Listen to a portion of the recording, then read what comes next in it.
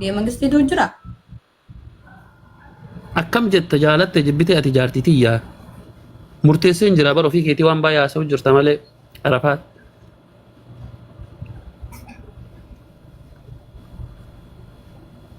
Kanaaf gaafa na barte ammoo gaafa rabbii keetii galacha galchitu ammoo nan beekaan.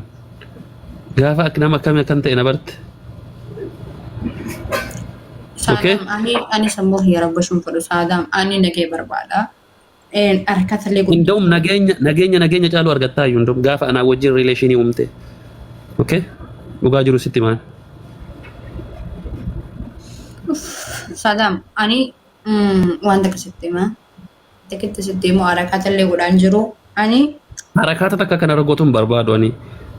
Harkata miti saadam. Saadam nagageettaa.